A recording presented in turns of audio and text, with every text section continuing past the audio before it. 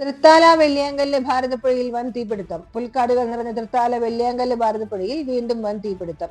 ഞായറാഴ്ച ഉച്ചയോടെ ഉണ്ടായ തീപിടുത്തത്തിൽ ഏക്കർ കണക്കിന് പുഴപ്രദേശം കത്തിനശിച്ചു. ഉച്ചയ്ക്ക് 12ഓടെയാണ് മംഗലം ഭാഗത്തെ പുൽക്കാടുകൾക്ക് തീപിടിച്ചത്. പുഴയിലിറങ്ങിയവരാണ് തീയിട്ടതെന്നാണ് നിഗമനം. ചെറിയ തുരുത്തുകളിലും മറ്റുമുള്ള മരങ്ങളും പുല്ലും കത്തിനശിച്ചു. ഒട്ടേറെ പക്ഷികളും ജന്തുജാലങ്ങളും അഗ്നിക്കിരയായി. പൈതൃക പാർക്കിന് സമീപത്ത് നിന്ന് പടർന്ന തീ പുഴയുടെ പടിഞ്ഞാറൻ ഭാഗങ്ങളിലേക്ക് പടർന്നു പിടിച്ചു. പട്ടാമ്പിയിൽ നിന്നെത്തിയ അഗ്നിരക്ഷാ സേനാ യൂണിറ്റുകളാണ് തീയണച്ചത്. പുഴയിൽ മദ്യപിക്കാനും ചൂതാട്ടിനും എത്തുന്ന സംഘമാണ് തുടർച്ചയായി പുഴയിലുണ്ടാകുന്ന അഗ്നിബാധയ്ക്ക് പിന്നിലെന്ന് പരാതിയുണ്ട്.